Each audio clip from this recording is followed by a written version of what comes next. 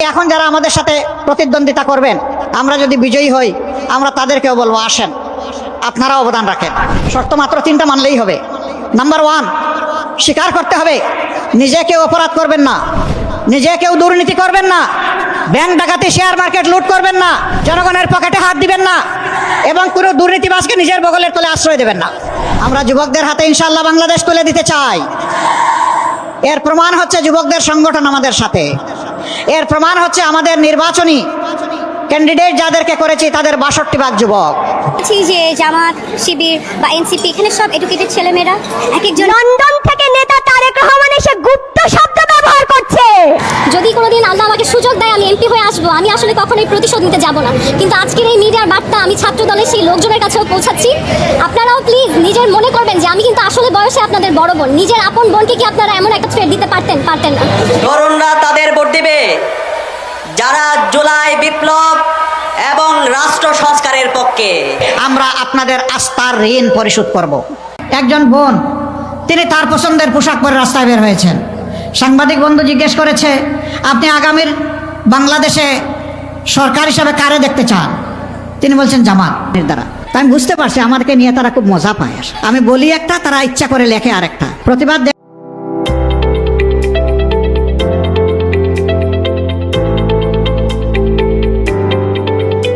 আমি বললাম কি, পত্রিকা লেখলো কি, আশ্চর্য ব্যাপার। গতকালকে আমি একটা বক্তব্য রেখেছিলাম যে বাংলাদেশে মুক্তিযুদ্ধটা শুরু হয়েছিল কিভাবে, সেনাবাহিনীর দ্বারা। তাই আমি বুঝতে পারছি আমাদেরকে নিয়ে তারা খুব মজা পায়।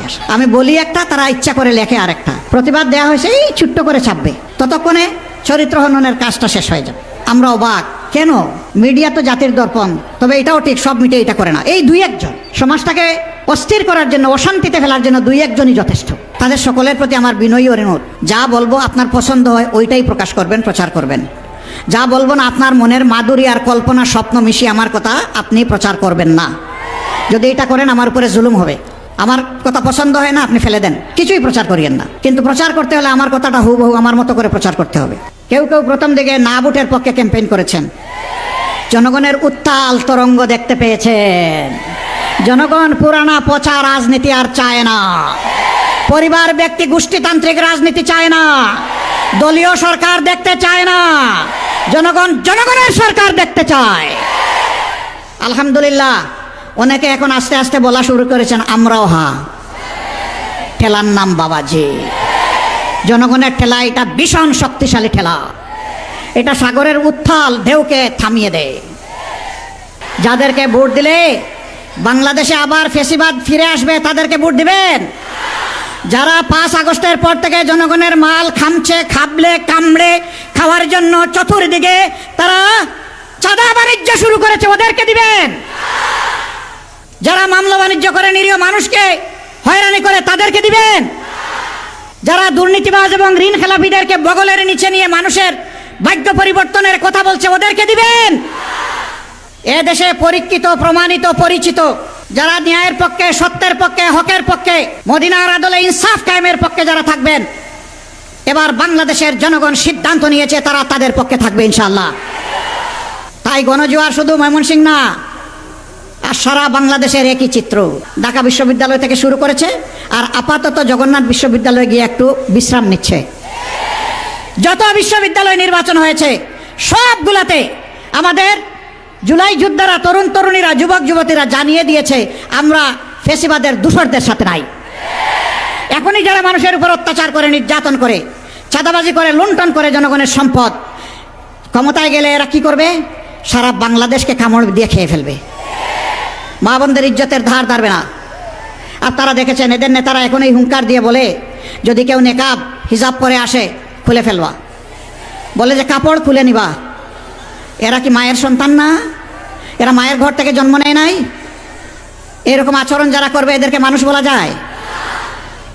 আমি তার প্রতিবাদ করি, এখন আমার পিছনে লেগে গেছে। তোমাদের ওই সমস্ত লাগালাগির কোনো পরোয়াই করি না। পরোয়া করি শুধু আল্লাহ তাআলাকে, পরোয়া করি নিজের বিবেককে।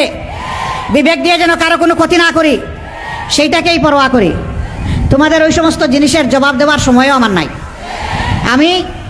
আমরা জনগণকে নিয়ে কি স্বপ্ন দেখি, বাস্তবেই বা কি করেছি, সামনেই বা কি করব, এইটা বলারই সময় পাই নাই। তোমাদের ওই সমস্ত নোংরা জিনিসে পড়ে থাকার কোনো সময় আমাদের নাই। আমার কাছে তো মনে হয়েছে এবং আমার কেন মনে হয়েছে যেটা ইমপ্লিমেন্টেবল, বিকজ আমি দেখেছি যে ক্যাপাসিটি ওয়াইজ, এখন এটা বললে তো আপনারা বলবেন যে আমি বায়াস, কিন্তু আমি দেখেছি যে জামাত, শিবির বা এনসিপি এখানে সব এডুকেটেড ছেলেমেয়েরা এক একজন পিএইচডি করছে, বিভিন্ন মানে কেউ ইঞ্জিনিয়ার, কেউ ডাক্তার। তো ওনারা যে ধরনের ইশতেহার দিয়েছে, আমি তো বললাম খুব টেকনোলজি বেস, এগুলো করা ওনাদের জন্য কোনো অবিশ্বাস্য বিষয় না, ইটস ভেরি মাচ ডুয়েবল। ওনাদের ইচ্ছাও আছে, ওনাদের ম্যান পাওয়ারও আছে, আমি দেখছি ক্যাপাসিটিও আছে, তাহলে এটা কেন বাস্তবসম্মত হবে না? জামায়াতে ইসলামকে হচ্ছে নারী বিদ্বেষী অনেক ক্ষেত্রে বলা হয়, কিন্তু তারা যে আসলে নারী বিদ্বেষী না সেটা তারা ইশতেহারে প্রমাণ করেছে। এবং তারা যে শুধুমাত্র মুসলিম জনগোষ্ঠীর জন্য কাজ করবে তা না, এখানে বিভিন্ন ট্রাইবালের যারা ছিলেন বা অন্যান্য ধর্মের ছিল তাদের জন্য কী ধরনের কাজ করবে, যেমন বিভিন্ন বলা আছে যে তারা কীভাবে কাজ করবে শিক্ষা শেষ হওয়ার পরে। এছাড়া নারীদের জন্য আলাদা একটি প্ল্যাটফর্ম রেখেছেন তারা। তো আমার কাছে মনে হয় যে তারা তো সেখানে বলেনি যে শুধুমাত্র মুসলিমদের জন্য, সেটা সব মানুষের জন্য। এবং তারা পাহাড়ের কথাও উল্লেখ করেছে যে পাহাড়ে কীভাবে অশান্তি হয় এবং সেগুলো সমাধান করার চেষ্টা করবে। তো আমার কাছে সব মিলিয়ে মনে হচ্ছে যে এখানে সকল ধর্মের মতাদর্শের মানুষ ইনক্লুড করার চেষ্টা করা হয়েছে। যুবকদের ক্ষেত্রে যে ইশতেহার দিয়েছে যে শিক্ষা শেষ হওয়ার 2 বছর পর পর্যন্ত তারা ভাতা পাবেন এবং তাদেরকে একটা প্রশিক্ষণ দেওয়া হবে, সেখানে ওয়েবসাইট থাকবে এবং ওয়েবসাইটের মাধ্যমে তারা তাদের কী কী যোগ্যতা আছে সেগুলো তারা ইনক্লুড করবেন এবং সেক্ষেত্রে তাদেরকে কাগজ নিয়ে যেতে হবে এবং সেভাবে তাদের ট্রেনিং দেওয়া হবে এবং কর্মমুখী শিক্ষার কথাও বলা হয়েছে ক্লাস 6 থেকে চালু করবে। তো আমার কাছে মনে হয় যে যেমন কাউকে ভিক্ষাবৃত্তিতে দেয় না, তারা হচ্ছে যে কাজের বিনিময়ে খাওয়া, এই জিনিসটাকে তারা বেশি প্রলুব্ধ করছে এবং শিক্ষার ক্ষেত্রেও আমরা দেখছি যে ভালোই তারা ব্যবস্থা করছে। বিএনপিও যদি আমাকে ইনভাইট করে আমি সেখানেও যাব, আমার কোনো রিজার্ভেশন নাই। আমি দেখতে চাই যে সামনের দিনে আমাদের যেহেতু we are hoping for a Democratic election and Democratic country, সেই ক্ষেত্রে যে কোনো পলিটিক্যাল পার্টি সে আসলে বাংলাদেশকে নিয়ে কী চিন্তাভাবনা করে, কীভাবে পলিসি নিবে, কীভাবে এক্সিকিউশনে যাবে, সেগুলো জানার একটা আগ্রহ বা কিউরিয়াসিটি আমার থাকতেই পারে। সো আমাকে যদি ইনভাইট করে আমি সেখানেও যাবো। আর যদি সাইবার বুলিং কথা বলেন, আসলে বিষয়টা কি জানেন, একটা টাইমে বুলিং করতে করতে করতে এমন অবস্থা হয়ে গেছে যে আমার আসলে মানে এসব আর গায়ে লাগে না, কষ্ট পাই। বাট ঠিক আছে, আমি মনে করি যে একটা টাইমে ওনারা ওনাদের ভুল বুঝতে পারবেন, because I have always been a pro Bangladeshi person. আমি বাংলাদেশকে সবার আগে রাখতে চাই, যারা যারা বাংলাদেশকে সামনে রেখে আগাবে আমি তাদের সাথে আছি। এত বছরে আমরা যথেষ্ট অভিজ্ঞ, প্রত্যেকটা লোকই অভিজ্ঞতা নাই। শহীদের কোনো অভিজ্ঞতা ছিলেন বলেন তো? আমার মিলিটারি ম্যান, শহীদের কোনো অভিজ্ঞতা ছিলেন না। বাট অনভিজ্ঞ লোক দেশ চালাতে পারবে না। মূল জিনিস হলো সৎ, দেশপ্রেম, দেশের মর্যাদা ধারণ করা। আমার মনে হয় এটা যারা যাই বলুক, এটা আমলে নেওয়ার কিছু নাই। ওই এক যাই সততায় যা আসেন দেশ, আমরা মাথা উঁচু করে বাঁচতে চাই। ভারতের আধিপত্যমুক্ত বাংলাদেশ চাই। এরা যদি ধারণ না করে কোনো লাভ নেই। একটা দল ইসলামের উপর, ইসলামের যে ইনসাফের নীতি সেটার উপর দাঁড়িয়ে, ইসলামের যে মূল্যবোধ সেটার উপর দাঁড়িয়ে দল গঠন করে, কিন্তু তারা যখন রাষ্ট্র ক্ষমতায় যায় তারা ইসলামের যে জবাবদিহিতা, আল্লাহর ভয়ে তারা দুর্নীতি থেকে দূরে থাকে এবং মানুষের জন্য কাজ করার যে ম্যান্ডেট নিয়ে তারা যায় সেটার জন্য কাজ করে। এইটা একটা মিউচুয়ালি এক্সক্লুসিভ জায়গা। সে নিজে ইসলাম পালন করে এবং এজন্যই সে আমানতদার, এজন্যই সে বিশ্বাসী, এজন্যই সে দুর্নীতিমুক্ত। এটা আমাদেরকে বুঝতে হবে। কারোর যদি কর্মসংস্থান লাগে তাদেরকে সাহায্য করার জন্য নারী ও শিশু অধিদপ্তর আলাদা করে কাজ করবে এবং কর্মসংস্থানের জন্য তাদের যে প্রশিক্ষণগুলো দরকার, যে যেটা পছন্দ করেন, এমনকি সেলাই, ফ্রিল্যান্সিং, সারা দেশের নারীদেরকে সেই প্রশিক্ষণগুলো দেওয়ার ব্যবস্থা করা হবে। লন্ডন থেকে নেতা তারেক রহমান এসে গুপ্ত শব্দ ব্যবহার করছে। এই গুপ্ত শব্দ রাজাকারের চেয়েও শক্তিশালী শব্দ হয়ে উঠবে ইনশাআল্লাহ। এই গুপ্ত শব্দ দিয়ে আমরা জোটকে ইনশাআল্লাহ বিজয়ের পক্ষে নিয়ে যাব ইনশাআল্লাহ। আমাদের এই ভোটকে বানচাল করার জন্য জোটের গণজোয়ার দেখার পরে এক দলের ঘুম হারাম হয়ে গেছে। সেই জন্য তারা নারী কার্ড ব্যবহার করছে। তাদের কার্ডের অভাব নাই। নারী কার্ড, চান্দা কার্ড, লাল কার্ড, নীল কার্ড, আবার কি কার্ড দিবে? Family card. আমরা এইসব ফ্যামিলি কার্ডের ধার ধারি না, এইসব চাইও না নারীরা। আমরা নারীরা চাই কি চাই? আমরা রাস্তাঘাটে শান্তিপূর্ণভাবে হাঁটতে চাই। আমরা এই চান্দাবাজি দেখতে চাই না। বাংলাদেশে অস্ত্র ছিল, তার চেয়ে একটা বড় অস্ত্র ছিল কি জানেন? শব্দের অস্ত্র। রাজাকার বলে বলে আমাদের ভাইদেরকে খুন করা হয়েছে না? তারপর সেই রাজাকার হয়ে উঠেছে সবচেয়ে শক্তিশালী অস্ত্র, হয়েছে না? আজকে লন্ডন থেকে নেতা তারেক রহমান এসে গুপ্ত শব্দ ব্যবহার করছে। এই গুপ্ত শব্দ রাজাকারের চেয়েও শক্তিশালী শব্দ হয়ে উঠবে ইনশাআল্লাহ। এই গুপ্ত শব্দ দিয়ে আমরা জোটকে ইনশাআল্লাহ বিজয়ের পক্ষে নিয়ে যাব ইনশাআল্লাহ। শুনেন, এইসব শব্দের রাজনীতি খেলেন না, এগুলো শেষ হয়ে গেছে। আপনি যখন লন্ডন থেকে আসছিলেন, তারেক রহমান যখন লন্ডন থেকে আসছিলেন, তখন আমরা অনেক আশা নিয়েছিলাম যে উনি বোধহয় দেশের উন্নয়নমূলক কাজ করবেন, ভালো কথা বলবেন। কিন্তু তিনি এত কোন স্তরের কথা বলছে সেটা আমার বলতে দ্বিধা লাগছে। একজন নেতার মুখে, ওই স্তরের নেতার মুখে এরকম গুপ্ত শব্দ মানায় না। এইসব এক শব্দে হাসিনার পতন হয়েছে। আপনারা যদি এইসব শব্দ ব্যবহার করে মানুষকে ঠেকাতে চান তাহলে কি হবে? জি, শব্দেরই পতন হবে ইনশাআল্লাহ। শুনেন, আপনারা সবাই দাঁড়িপাল্লা স্লোগান দেন, আমরা একটা স্লোগান একটু দেই।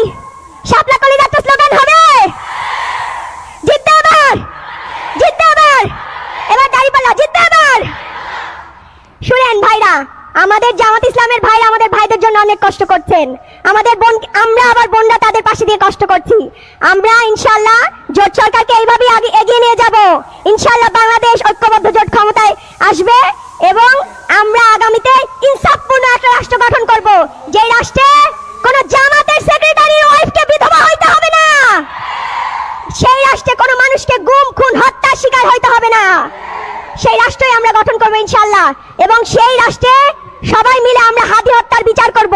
এখন যারা আমাদের সাথে প্রতিদ্বন্দ্বিতা করবেন, আমরা যদি বিজয়ী হই, আমরা তাদেরকেও বলবো আসেন, আপনারা অবদান রাখেন। শর্ত মাত্র 3টা মানলেই হবে। নাম্বার 1, স্বীকার করতে হবে নিজে কেউ অপরাধ করবেন না, নিজে কেউ দুর্নীতি করবেন না, ব্যাংক ডাকাতি, শেয়ার মার্কেট লুট করবেন না, জনগণের পকেটে হাত দিবেন না, এবং কোনো দুর্নীতিবাজকে নিজের বগলের তলে আশ্রয় দেবেন না। আমরা যুবকদের হাতে ইনশাআল্লাহ বাংলাদেশ তুলে দিতে চাই। এর প্রমাণ হচ্ছে যুবকদের সংগঠন আমাদের সাথে, এর প্রমাণ হচ্ছে আমাদের নির্বাচনী ক্যান্ডিডেট যাদেরকে করেছি তাদের 62% যুবক। এটাই জাতির প্রতি আমাদের বার্তা। এটি হবে তারুণ্যের বাংলাদেশ ইনশাআল্লাহ। এটি হবে যৌবনদীপ্ত বাংলাদেশ। যৌবন কোনো বাধা মানে না। হিমালয় পর্বত হলে আল্লাহর পর ভরসা করে ডিঙ্গে যাবে ইনশাআল্লাহ। আমরা পিছনের দিকে কামড়াকামড়ি করব না, পিছনের সকল ঐতিহ্যকে আমরা ধারণ করে সামনে এগিয়ে যাব ইনশাআল্লাহ।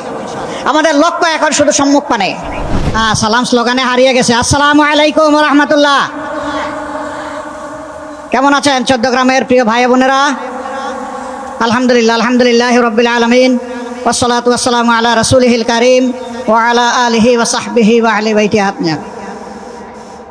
মঞ্চে বসা আজকের এই নির্বাচনী জনসভা যাকে ঘিরে, এই জনসভার সম্মানিত সভাপতি, 11 দলীয় নির্বাচনী ঐক্যের পক্ষ থেকে ঐক্যবদ্ধ বাংলাদেশ করার অন্যতম রূপকার আপনাদের প্রিয় সন্তান, প্রিয় ভাই জনাব ডক্টর সৈয়দ আব্দুল্লাহ মোহাম্মদ তাহের, স্নেহের সহকর্মী, 11 দলীয় ঐক্যের অন্যতম শীর্ষ নেতা, জাতীয় নাগরিক পার্টির আহ্বায়ক নাহিদ ইসলাম, বাংলাদেশ খেলাফত মজলিসের সম্মানিত আমির, বিশিষ্ট আলেমে দ্বীন আল্লামা হযরত মাওলানা মামুনুল হক, 11 দলের অন্যান্য নেতৃবৃন্দ, স্থানীয় সাবেক এবং বর্তমান জনপ্রতিনিধিবৃন্দ, আজকের এই নির্বাচনী জনসভায় উপস্থিত প্রিয় চৌদ্দগ্রামবাসী, শহীদ পরিবারের গর্বিত সদস্যবৃন্দ, জুলাই যোদ্ধাবৃন্দ এবং মিডিয়ার সহকর্মীবৃন্দ, আমার আগে মৌলিক কথাগুলো সবার বলা হয়ে গেছে। আমি 2-4টি কথা বলেই আজকে বিদায় নেব ইনশাআল্লাহ। প্রথম হচ্ছে, আমরা এসেছি চৌদ্দগ্রামে। আমি বিশ্বাস করি চৌদ্দগ্রামের প্রত্যেকটি মানুষ আমার চাইতে ডক্টর সৈয়দ আব্দুল্লাহ মোহাম্মদ তাহেরকে অনেক বেশি চিনেন। আমি এটা বিশ্বাস করি চৌদ্দগ্রাম উপজেলার শুধু রাস্তাঘাট নয়, প্রতি ইঞ্চি মাটি সৈয়দ আব্দুল্লাহ মোহাম্মদ তাহেরকে চিনে এবং ভালোবাসে। কাজেই তার পরিচয় আপনাদের সামনে তুলে ধরা এটি অনেকটা মাসির সামনে মায়ের গল্প বলার মতো। আমি শুধু সংক্ষেপে এই কথাটি বলবো, ইনশাআল্লাহ আল্লাহর পর আস্থা রেখে, ভরসা রেখে বলতে পারি যে বাংলাদেশের মানুষ একটা পরিবর্তন চায়, এবং 13 তারিখ থেকে বাংলাদেশের মানুষ একটা পরিবর্তন দেখতে চাচ্ছে। 12 তারিখের পরে এই 13 তারিখ যে পরিবর্তনটা আসবে, এটি আসবে আমাদের যুব সমাজের আকাঙ্ক্ষার উপর ভর করে, আমাদের মায়েদের নিরাপত্তার আকাঙ্ক্ষার উপর ভর করে, গোটা বাংলাদেশের ইজ্জতের উপর ভর করে। আমরা আর কোনো আধিপত্যবাদকে মানব না, আমরা আর কোনো ফেসিবাদ দেখতে চাই না, আমরা আর কোনো দুর্নীতিগ্রস্ত সরকার এই দেশে দেখতে চাই না। আমরা একটি মানবিক বাংলাদেশ দেখতে চাই। সেই বাংলাদেশের আপনাদের দোয়া এবং ভালোবাসায় মহান আল্লাহ তাআলার ইচ্ছায় বিইজনিল্লাহ ইনশাআল্লাহ এই 11 দল আপনাদের পক্ষ হয়ে এই জাতি পরিচালনা করবে। কাজেই আপনারা যদি ডাক্তার সৈয়দ আব্দুল্লাহ মোহাম্মদ তাহেরের উপর আস্থা রাখেন, তাকে বেছে নেন আপনাদের পবিত্র মূল্যবান ভোটের মাধ্যমে, ইনশাআল্লাহ আমি আল্লাহর উপর ভরসা করে বলতে পারি মন্ত্রী পরিষদে একজন সিনিয়র সদস্য এই চট্টগ্রাম পাবে ইনশাআল্লাহ। এখন সিদ্ধান্ত আপনাদের। চট্টগ্রামবাসী এই সুযোগ কাজে লাগাবেন কিনা এটা চট্টগ্রামবাসীর সিদ্ধান্ত। তবে আমি আগেই বলেছি মূল ফয়সালা আল্লাহ রাব্বুল আলামিনের। কুলিল্লাহুম্মা মালিকাল মুলকি তুতিল মুলকা মান তাশাউ ওয়া তানজিউল মুলকা মিম্মান তাশা। এটি আল্লাহ তাআলার ফয়সালা, আমরা গভীরভাবে বিশ্বাস করি। তবে যেহেতু 15.5 বছর বিশেষভাবে বাংলাদেশের মানুষ, আলেম ওলামা, রাজনৈতিক প্রতিপক্ষ আওয়ামী লীগের যারা ছিলেন, সিভিল সোসাইটির সদস্যবৃন্দ, সাংবাদিক বন্ধুগণ, এক কথায় সারা দেশবাসী যেহেতু মজলুম ছিলেন আর আমরাও মজলুম ছিলাম, আমরা আশা করছি এখনও যারা মজলুম তাদের পক্ষেই বাংলাদেশ থাকবে ইনশাআল্লাহ। আরেকটা কথা একেবারেই পরিষ্কার করতে চাই, আমরা দলীয় কোনো শাসন এই দেশে দেখতে চাচ্ছি না। আমরা জামাতে ইসলামীর বিজয় চাচ্ছি না, আমরা 18 কোটি মানুষের বিজয় চাচ্ছি। 18 কোটি মানুষের বিজয়ই হবে আমাদের 11 দলের সবার বিজয়। চট্টগ্রামে এই প্রতীকটি দাঁড়িপাল্লা, 300 আসনে বিভিন্ন জায়গায় বিভিন্ন প্রতীক থাকবে। এই প্রতীকের পক্ষেই জনগণকে সাথে নিয়ে 11 দল লড়ে যাবে ইনশাআল্লাহ। যেখানে যে প্রতীক আমরা সেই প্রতীকের সঙ্গে হয়ে যাব এবং 300 আসনেই জিতে আসার জন্য আমাদেরকে চূড়ান্ত লড়াই করতে হবে। আমরা বিশ্বাস করি সত্যের বিজয় হবে ইনশাআল্লাহ। যা আল হক জাহাকাল বাতিল ইন্নাল বাতিলা কানা জাহুকা। বাতিল সব তছনছ হয়ে যাবে ইনশাআল্লাহ। 5 তারিখের পর আপনারা দেখেছেন কার কি কর্মকাণ্ড, কার কি চরিত্র। আগেরটা রাখলাম, অতীতের খাতায় থাক, বর্তমান বিবেচনায় নিলেই বাংলাদেশের মানুষের জন্য সিদ্ধান্ত নেওয়া কঠিন হবে না ইনশাআল্লাহ। যারা আমার সম্পদেও হাত দেয়, যারা আমার জীবনেও হাত দেয়, যারা নিজেদের জীবনকে শেষ করে দেয় এবং যারা আমাদের মায়েদের ইজ্জতে হাত দেয়, আমার মায়ের পেটে লাথি মারে, আমার মায়ের কাপড় খুলে নেওয়ার জন্য হুঙ্কার দেয়, তাদের হাতে কি বাংলাদেশের 9 কোটি মা নিরাপদ? তা তারা মাথা গরম করলো কেন শীতের দিনে? এখন তো মাঘ মাস, নাকি এখন চৈত্র মাস? মাঘ মাসে মাথা গরম হওয়ার তো কোনো কারণ ছিল না। কারণ একটাই, যখন সাধারণ মহিলারা পর্যন্ত বলে যে নিরাপত্তার জন্য 11 দল আমাদের প্রয়োজন, যখন একজন মহিলা তার মতো করে তার পছন্দ মতো তিনি পোশাক পরে রাস্তায় এসেছেন, সাংবাদিক বন্ধু জিজ্ঞেস করেছে আপনি আগামীর বাংলাদেশের ক্ষমতায় কারে দেখতে চান? উনি বলেন জামাত। উনি আর 11 দল বলেন নাই, ওই জামাত মানেই আমরা সবাই মিলেমিশে 11 দল। বলছে কেন জামাত? ওই মহিলাটি বলেছেন জামাত আসলেই দেশটা ঠিক হবে। কয় যে তাইলে তো আপনি এই পোশাক পরতে পারবেন না। মহিলা জবাব দিচ্ছেন পরবো না, অন্য পোশাক পরতে হবে। কয় তাই পরবো। আচ্ছা, জামাতের কোন জিনিসটা আপনার ভালো লাগে? কয় জামাতই আমার ভালো লাগে।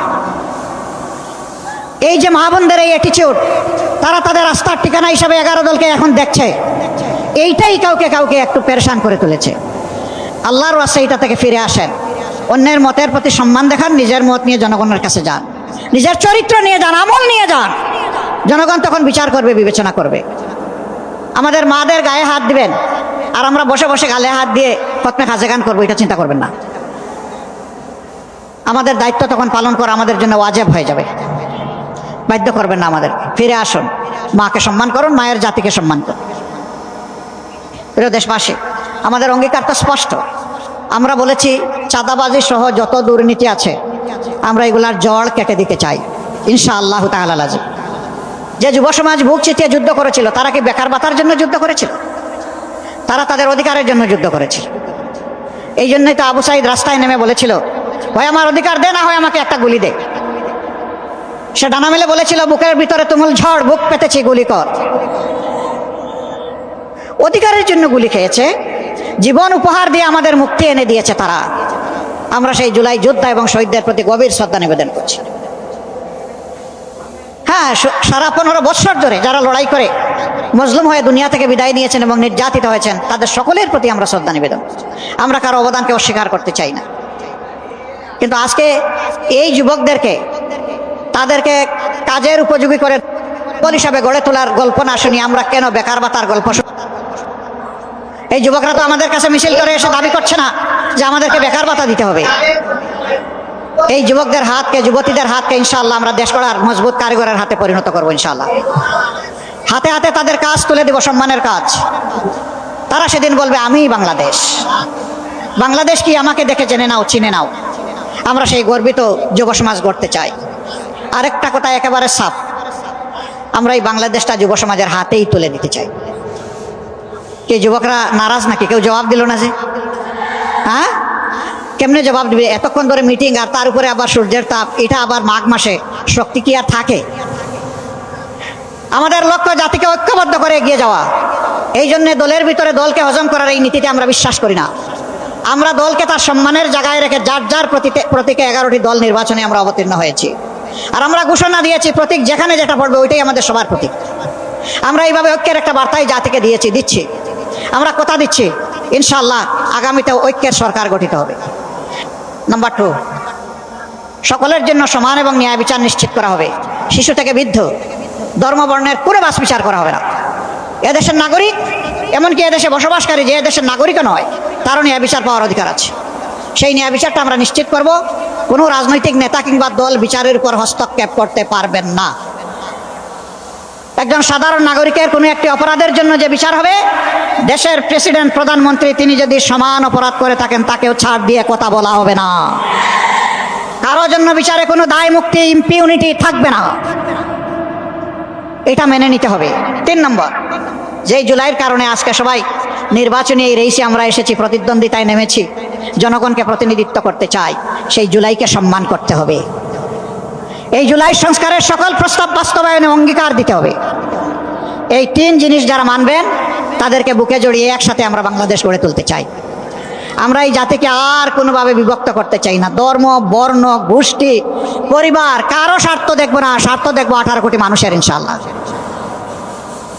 সম্মানিত ভাইয়েরা, এদেশে শুধু মুসলমানরা আমরা বসবাস করি না, আরো 3টি ধর্মের মানুষ বসবাস করে। আমরা তাদেরকে নিশ্চয়তা দিচ্ছি, কথা দিচ্ছি, আপনারা আপনাদের সকল ধর্মীয় অধিকার নিশ্চিন্তে পূর্ণ স্বাধীনতা নিয়ে আপনারা ভোগ করবেন ইনশাআল্লাহ। কেউ আপনাদের স্বাধীনতার উপর হস্তক্ষেপ করবে না। রাষ্ট্রের দায়িত্ব পালনের কারো ধর্ম দেখা হবে না। সেই ক্ষেত্রে দেখা হবে বিভিন্ন কর্মকর্তা কর্মচারী যারা হবেন বিভিন্ন জায়গায়, যে তিনি এই কাজের যোগ্য কিনা এবং তার মধ্যে দেশপ্রেম আছে কিনা। এই 2 শর্ত পূরণ হলে উপযুক্ত কাজটি যে কোনো ব্যক্তির, নাগরিকের কাছে চলে যাবে। শিক্ষা ব্যবস্থার আমরা আমূল পরিবর্তন করতে চাই। এই শিক্ষা দিয়ে কিছু করা যাবে না। Better education, better nation. Education যদি ভালো না হয়, ভালো একটা জাতি আমরা গড়তে পারবো না। আমাদের এই এডুকেশন না দুনিয়া না আখেরাত কিছুই আমাদেরকে কভার করে দেয় না। এখানে বড় পরিবর্তন লাগবে ইনশাআল্লাহ। আজকে আর আমি কথা বাড়াচ্ছি না। আমি এখন ডাক্তার সৈয়দ আব্দুল্লাহ মোহাম্মদ তাহেরকে আপনাদের হাতে আমি আমানত রেখে যেতে চাই। আপনি একটু আসেন। অনেকে বলে জামাতে ইসলামের দেশ শাসনের কোনো অভিজ্ঞতা নাই, তারা কিভাবে দেশ চালাবে? আমি প্রশ্ন করি, আজকে এই প্রশ্নটি যারা করেন, তারা যখন প্রথম দেশ শাসনের দায়িত্ব পান তখন কি তাদের কোনো অভিজ্ঞতা ছিল? যদি না থেকে থাকে তাহলে এটি কোনো শর্ত নয়। আর আমি বলবো তাদের কথা সঠিকও নয়। আমরা একটা সরকারে 1 থেকে 6, 2001 থেকে 6 আমরা একটা সরকারে সামান্য অংশগ্রহণ করেছিলাম। 2 জন মন্ত্রী দায়িত্ব পালন করেছিলেন। তারা কি ব্যর্থ ছিলেন? তারা কি অসৎ ছিলেন? তারা কি অদক্ষ ছিলেন?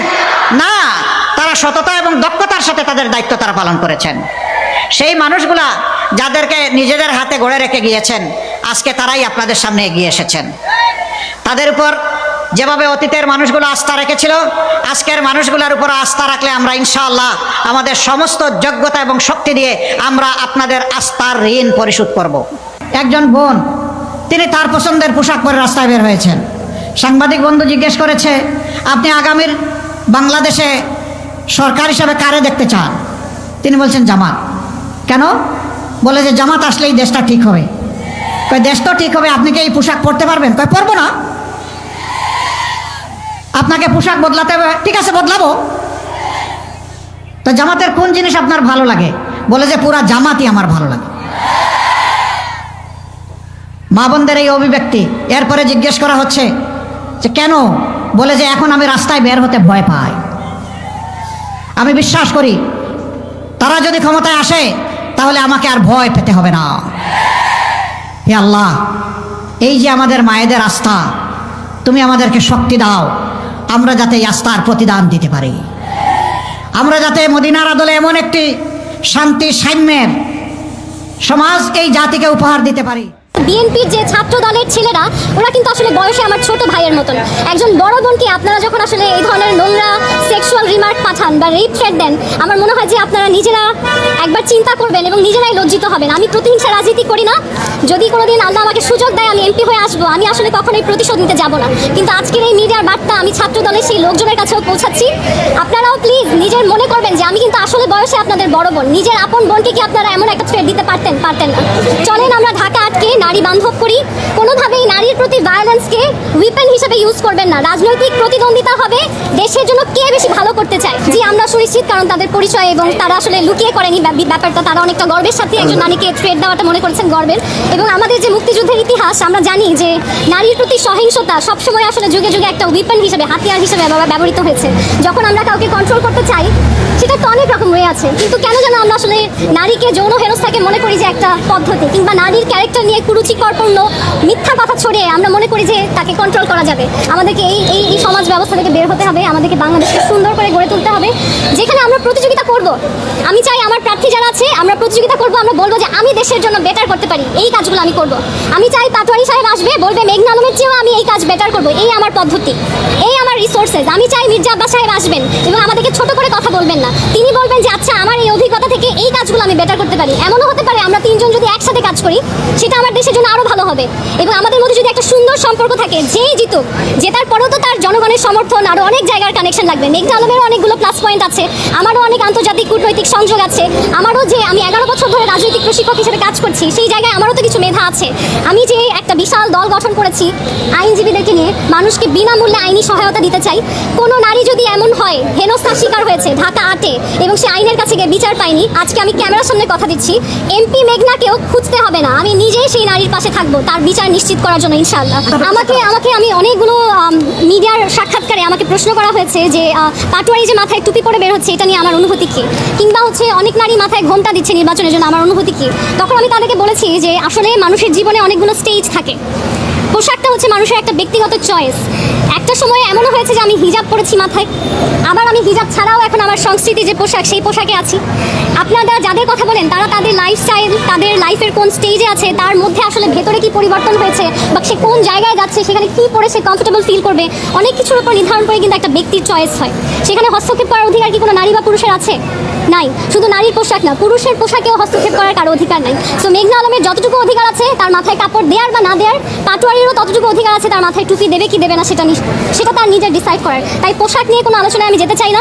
আমি যেটা বলবো সেটা হচ্ছে ঢাকা 8 আসনে এই যে একটা মানুষের উপর ডিম নিক্ষেপ করা হয়েছে, আজকে যদি মেঘনা আলম ক্ষমতায় থাকে, ঢাকা 8 আসন যদি আসলে তার কন্ট্রোলে থাকে, এরকম কোনো ঘটনা ভবিষ্যতে কোনো রাজনীতিবিদের সাথে হবার কোনো সুযোগ হবে না ইনশাআল্লাহ। এবার তরুণরা কাদের ভোট দিবে? তরুণরা তাদের ভোট দিবে যারা 3টা বিষয়ে তাদের অবস্থান পরিষ্কার করবে। 1 নম্বর হচ্ছে তরুণরা তাদের ভোট দিবে যারা জুলাই বিপ্লব এবং রাষ্ট্র সংস্কারের পক্ষে।